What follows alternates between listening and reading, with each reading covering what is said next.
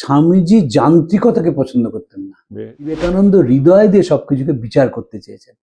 যাদের হৃদয় নেই তার অসুবিধা হচ্ছে বহু ক্ষেত্রেই সেটা ইনহিউম্যান হয়ে যায়। বিবেকানন্দ চাননি সেটা। বিবেকানন্দ বলছেন যে আমাদের অনেক সমস্যা হয়, বাঙালিদের নানা সমালোচনা হয়, আমরা আবেগবান বলা হয়, আবেগটাই আসল। ধরুন যারা সেবার মধ্যে আছে, চিকিৎসক, স্বাস্থ্যকর্মী, সেবাকর্মী, এরা যদি হৃদয় দিয়ে জিনিসটাকে ভাবে এবং সেখানে প্রযুক্তির যোগ হয়, তাহলে দেখবেন অনেক বেশি সেবা দেওয়া যেতে পারে। তাই জন্য স্বামীজি সবসময় বলছেন, if the conflict between head and your heart, appeal to your heart. যাদের খুব মেধা হয় না, তাদের হৃদয় অতটা ফাংশন করে না। দেখুন খুব মেধাবী যারা, তারা যারা পড়াশোনার মধ্যেই ডুবে থাকেন, তারা খুব সরস বা সজীব হন না। বিবেকানন্দ ব্যতিক্রম ছিল।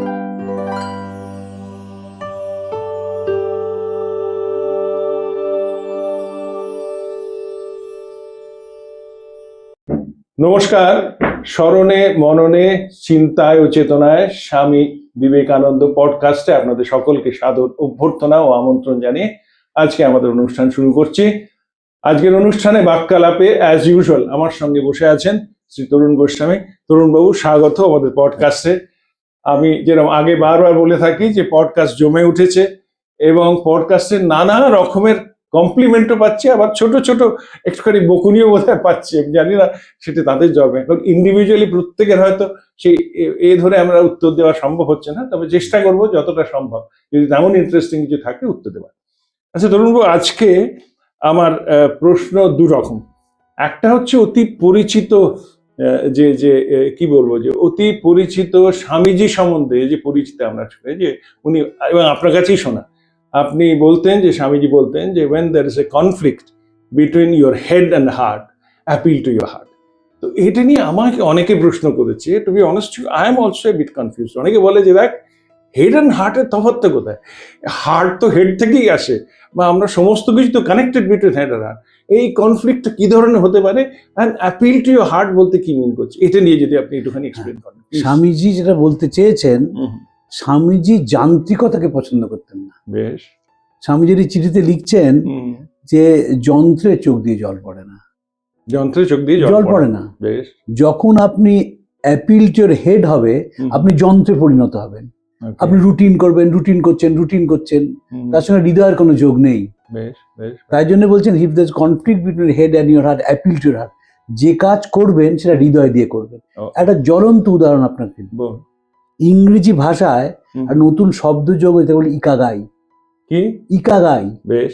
ইকাগাই মানে হচ্ছে জাপানে একটা নতুন অসুখ হয়েছে, মানুষ হারিয়ে যাচ্ছে। হ্যাঁ, এত পরিশ্রম করে, অফিস যাচ্ছে, গাড়িটা পড়ে রইল, সে মানুষটি কোথায় হারিয়ে গেলেন কেউ জানে না, তার শরীর খুঁজে পাওয়া গেল না। বুঝেছেন? আচ্ছা।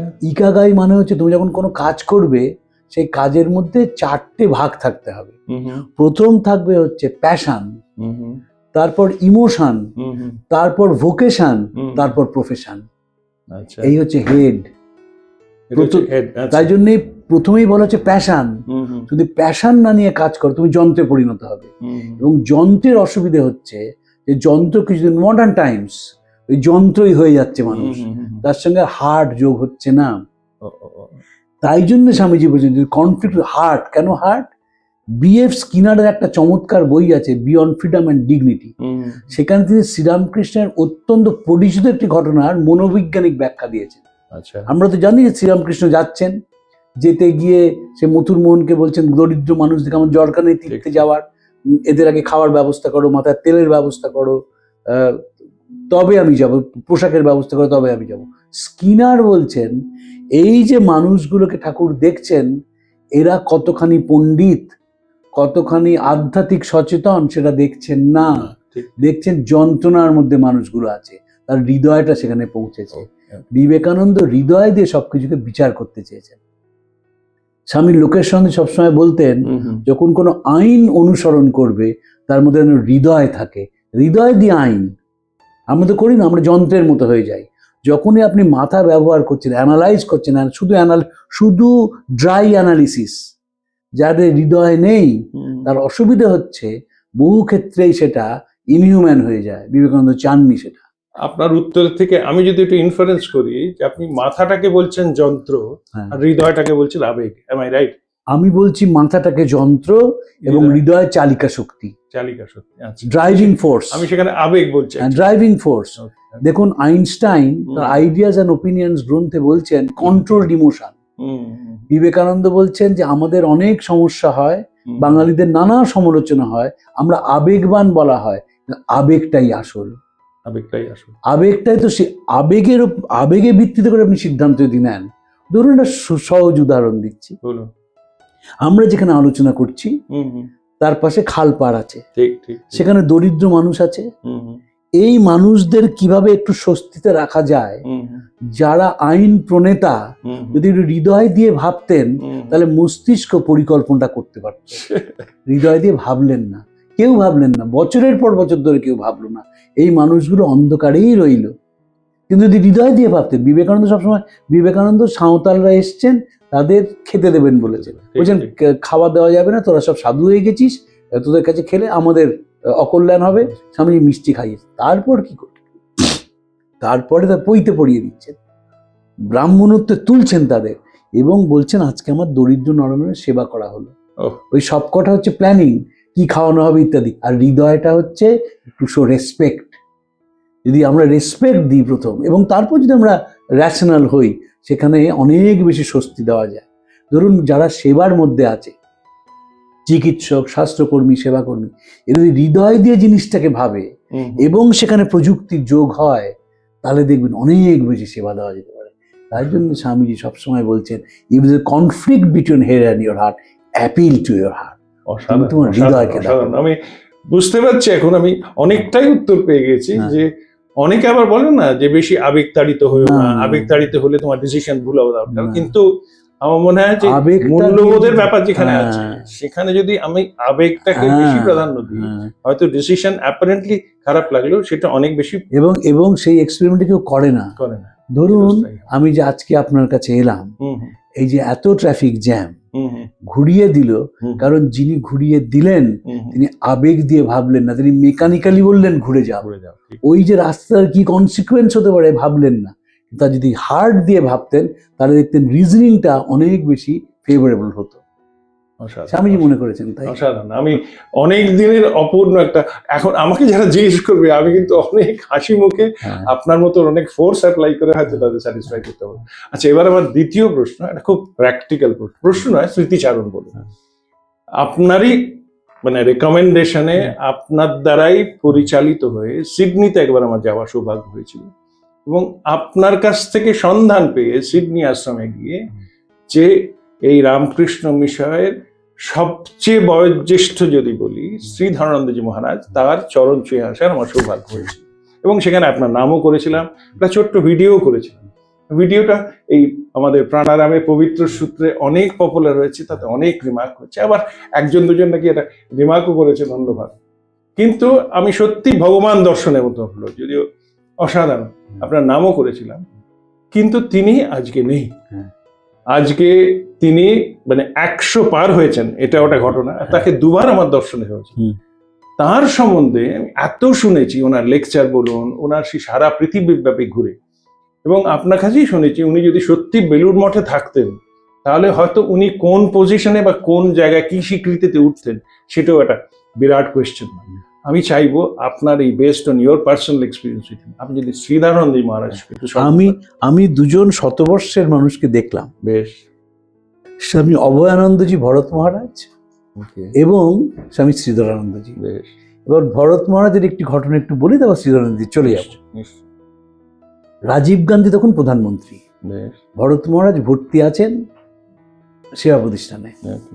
রাজীব গান্ধী পরের দিন দেখা করতে যাবেন মহারাজের সঙ্গে।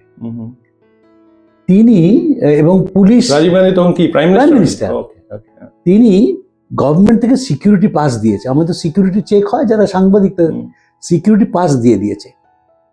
সেই সময় রাজীব গান্ধী গভর্নর হাউসে আছেন, একজন স্বামীজি, আমি তার নাম বলবো না, তিনি এখন খুব উঁচু পদে আছেন, তিনি আমাকে ফোন করে বললেন, তরুণ জানো রাজীব গান্ধী রাত্রিরেই ভরত মহারাজের সঙ্গে দেখা করতে যাবেন। মহারাজ রাত্রিরেই যাবেন? হ্যাঁ। উনি বলেন হ্যাঁ যাবেন। আমি তখন টেলিগ্রাফে চাকরি করি। আনন্দবাজারে যিনি সাংবাদিক ছিলেন তাকে বললাম যে দাদা, রাজীব গান্ধী রাত্রিরেই যাবেন ভরতমার সঙ্গে দেখা করতে সেবা প্রতিষ্ঠানে, চলো। তো আমাদের যিনি ফটোগ্রাফার ছিলেন অলোক মিত্র, তাকে ডাকা হলো। তিনি বাড়ি থেকে এলেন, প্রচণ্ড রেগে আছেন যে কী ব্যাপার, রাজীব গান্ধীর কাল সকালে যাওয়ার কথা, কোনোদিন প্রাইম মিনিস্টারের প্রোগ্রাম চেঞ্জ হয় না, সকলের কাছে সিকিউরিটি পাস, পরের দিন সকালে যাবেন। তো যাকে আমরা গেলাম, যাওয়ার সময় দেখি যে পুলিশ কমিশনারের যে বাড়ি লাউডন ছিল সেটা বন্ধ, বীরেন সাহা তখন কমিশনার অফ পুলিশ, এবং রাস্তায় একটা ট্রাফিকের গাড়ি, তারা রুট চেক করছে পরের দিন প্রাইম মিনিস্টার আসবেন বলে। তারা কেউ জানেন না যে প্রাইম মিনিস্টার আসবে। সেবা প্রতিষ্ঠানে গেলাম, জানেন, অন্ধকার সেবা প্রতিষ্ঠান, সেখানে কেউ জানেন না প্রাইম মিনিস্টার আসবে। তারপরে না না, কাল সকালে আসবেন, আজকে কেন আসতে যাবেন? এবার আমরা সেখানে দাঁড়িয়ে রয়েছি, চলে যাব, প্রাইম মিনিস্টার গাড়ি ঢুকলো। রাজীব গান্ধী গাড়ি চালাচ্ছেন, পাশে বসে রয়েছেন শ্যাম পিত্রদা, পেছনে বসে রয়েছেন অনুগ্রহ নিয়োগী, আর তার পিছনের গাড়িতে রামকৃষ্ণ মিশনের স্বামীজিরা, স্বামী আত্মস্থানন্দজি, স্বামী গহনানন্দজি, স্বামী প্রভানন্দজি সেবা প্রতিষ্ঠানে এলেন, আমাদেরও মহারাজের ওপরে নিয়ে চলে গেলেন, এবং ভরত মহারাজ সেখানে রয়েছেন, কথা বললেন। টেলিগ্রাফ এবং আনন্দবাজার এক্সক্লুসিভ খবর বেরিয়েছিল, অন্য সাংবাদিকরা বিশ্বাস করলো না। তাকে 100 বছর দেখেছি, মা তাকে আশীর্বাদ করেছে তুমি শতায়ু হবে। শ্রীধরানন্দজি শান্তানন্দজি সেবা করেছিলেন যখন টিউবারকিউলোসিস হয়েছিল। টিউবারকিউলোসিস তখনকার দিনে বুঝতে পেরেছেন তো, মানে ছোঁয়াচে বলে ভীষণ সোশ্যাল স্টিগমা, একদম, যেন আপনার টিউবারকিউলোসিস হয়েছে, আপনি চোরদায় ধরা পড়েছেন, তার বাসন কোসন আলাদা করা, যেন চোখে, মানে সে চোখে দেখলেও যেন আমার হতে পারে আর কি, অসুখ হতে পারে। সেবা করেছিলেন। শ্রীধরানন্দজি দুটো জিনিস ছিল দেখবার, এক হচ্ছে ট্রিমেন্ডাস মনের জোর ছিল, ট্রিমেন্ডাস। বুঝতেই পারছেন, লখনৌ থেকে যখন চলে গেলেন তখন তো কত বয়স, সেই অবস্থায় অস্ট্রেলিয়া গিয়ে অতগুলো সেন্টার ঘুরে ফেললেন, সেন্টারই বলুন সাব সেন্টারই বলুন ঘুরে ফেললেন, নিউজিল্যান্ড অস্ট্রেলিয়া দুটো মিলিয়ে খুলে ফেললেন, কম কথা নয় ওই বয়সে। নিশ্চয়ই। দ্বিতীয় হচ্ছে তিনি শাস্ত্রে মহাপণ্ডিত ছিলেন, এবং বেনারসের যারা শাস্ত্রজ্ঞ মানুষ তাদের কাছ থেকে মহারাজ শাস্ত্র পড়েছিলেন। 1993 সালে শিকাগোর ধর্ম শতবর্ষে গোলপার্ক রামকৃষ্ণ মিশনে স্বামী লোকেশ্বরানন্দজির নেতৃত্বে ইনডোর স্টেডিয়ামে একটা অনুষ্ঠান হয়েছিল, 7 দিনের অনুষ্ঠান, এবং তাতে রামকৃষ্ণ বিবেকানন্দের গবেষক যারা, বিশেষজ্ঞ যারা, সবাই বক্তৃতা করেছিলেন। স্বামী রঙ্গনাথজি বলুন, শঙ্করী প্রসাদ বোস বলুন, মেরি লুই বার বলুন, শ্রীধরানন্দজি বলেছিলেন, অনবদ্য বক্তৃতা। ইউটিউবে আমরা যতটুকুনি পাই, তো বিরজানন্দজির শিষ্য ছিলেন, এবং ইউটিউবে আমরা যা পাই দেখবে হু ইজ শি, যে কথাগুলো বলছেন উইথ ট্রিমেন্ডাস কনভিকশন। এবং আরেকটা জিনিস শ্রীধরানন্দজি ছিল, কি হয় আমাদের সারা পৃথিবীতে, সে সংসারী হোক বা সন্ন্যাসী হোক, যাদের খুব মেধা হয় না, তাদের হৃদয় অতটা ফাংশন করে না। দেখুন, খুব মেধাবী যারা, তারা যারা পড়াশোনার মধ্যেই ডুবে থাকেন, তারা খুব সরস বা সজীব হন না। বিবেকানন্দ ব্যতিক্রম ছিলেন। যারা খুব খুব মেধাবী, খুব ড্রাই হয়ে যান, ওই বইয়ের পাতার মধ্যেই তারা আনন্দ পান। শ্রীধরানন্দজি বইয়ের পাতাতেও আনন্দ পেয়েছেন, আবার রঙ্গরসিকতাতেও আনন্দ পেয়েছেন। এবং যারা সংঘের সবাই ছিলেন, তাদের প্রতি তার ভীষণ টান ছিল, এবং নিজে তো ইঞ্জিনিয়ার ছিলেন। সেই যুগে ইঞ্জিনিয়ার, ভাবুন, এখন তো রামকৃষ্ণ মিশনে কত ইঞ্জিনিয়ার আছেন তার ঠিক নেই। এক সময় তো গোলপার্ক রামকৃষ্ণ মিশনে বেশ কয়েকজন ইঞ্জিনিয়ার ছিলেন। তো আমারই খুব বন্ধু অনুপম মহারাজ, তিনি এখন ডিব্রুগড় আছেন, তিনি ইঞ্জিনিয়ার, কত ইঞ্জিনিয়ার আছেন। কিন্তু তখন সেই যুগে ইঞ্জিনিয়ার হয়েছিলেন, বেঙ্গল ইঞ্জিনিয়ারিং কলেজের ছাত্র ছিলেন, এবং চমৎকার ইংরেজি, স্কুলের চমৎকার ইংরেজি ছিলেন। আর আমার শ্রীধরানন্দজির ভালো লাগতো, উনি ন্যাড়া হতেন না, চুল রাখতেন, এবং স্মৃতিপাটি করা চুল। আমি হিরণ্যমানন্দজিরও দেখেছি, তিনিও চুল রাখতেন, এবং শ্রীধরানন্দজিও, এবং দুজনের খুব মিল ছিল। মিলটা হচ্ছে দুজনেই অসম্ভব আবৃত্তি করতে পারতেন। আমি নিজে যেহেতু আবৃত্তি করতে পারি না, আমার খুব মনে হয় যে এরা যে স্পষ্ট উচ্চারণ করছেন প্রত্যেকটা কথা। দেখবেন শ্রীধরজি, আপনি যে ইন্টারভিউটা নিয়েছেন সিডনি, তখন তো বয়স হয়ে গেছে, মাথায় বালাক্লাভা পড়া, তাতে যে কথা বলছেন Maharaj, every word was specific and clear, absolute specific and clear, very হ্যাঁ, সেটা যে আবৃত্তি করতে পারতেন। হিরণ্যমানন্দজি তো নির্মলানন্দ লাহিড়ির ছাত্র ছিলেন বলে চমৎকার উচ্চারণ করতেন শ্রীধরানন্দজি। শ্রীধরানন্দজি লখনৌ চেহারা পাল্টে দিয়েছিলেন।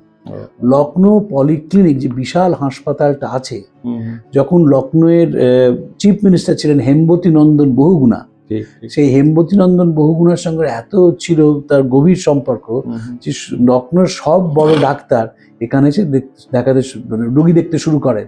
এবং লখনৌর যে বিরাট মন্দিরটা আছে, যে মন্দিরটা শ্বেত পাথরের, সেটা কিন্তু ওই দুটো পাহাড় গভর্নমেন্ট ইউপি গভর্নমেন্ট, তখন তো উত্তরাঞ্চল না UP, having the largest number of seats in Lok Sabha, তো সেইখানে ওই 2 বছরের জন্য রামকৃষ্ণ মিশন রিলিজ দিয়েছিল, ওরাই সেই পাথর এনে করা হয়েছিল। অপূর্ব মন্দির মহারাজের। মহারাজ কর্মবীর ছিলেন, কাজ এবং স্বামীজির প্রতি আনুগত্য এবং সংঘের প্রতি আনুগত্য। শ্রীধরানন্দজি এবং লোকেশ্বরজি খুব কাছ থেকে দেখেছি, এরা স্বপ্নেও মনে হয় সংঘের বিরুদ্ধে কিছু বলতেন না। সংঘের কোন সিদ্ধান্ত ঠিক, কোন সিদ্ধান্ত ভুল, এ নিয়ে কোনো আলোচনাই কোনোদিন করতেন না এবং কোনো এন্টারটেন করতেন না। আমি লোকেশ্বরজিকে পরে যখন সাংবাদিক হয়েছি প্রশ্ন করেছি, মহারাজ বলতে চাননি, শ্রীধরানন্দজি ঠিক বলেন। এবং একেবারে রামকৃষ্ণ বিবেকানন্দ সারদায় অনুগত প্রাণ, একে দেখাও একটা সৌভাগ্যের, এর সাহচর্যও সৌভাগ্যের, এর কথা শোনাও সৌভাগ্যের। এবং তাদের আমার মনে হয় এইসব মানুষের সান্নিধ্য এলে সবসময় তাদের আশীর্বাদ প্রার্থনা করা উচিত। আপনার কথাটা ভীষণ মিল পাচ্ছি কিসে জানেন? আমার যেরকম সৌভাগ্য হয়েছিল প্রথম দর্শনে উল্লসিত হয়েছিলাম, দ্বিতীয়বার অল্প একটু বকুনিও পেয়েছিলাম। তার কারণ এখন বুঝতে পারছি আপনার কথাতে। আমি একটা ফেসবুকে বিশাল বড় আমার সেই উচ্ছ্বাসের করেছিলাম, তাতে লিখতে গিয়ে কোথাও একটা বোধহয় লিখেছিলাম যে উনি রামকৃষ্ণ মিশনে যথাযোগ্য মর্যাদা বা সম্মান পেয়েছেন তার বিচার করার নেই, আর উনি সেটা পড়েছিলেন।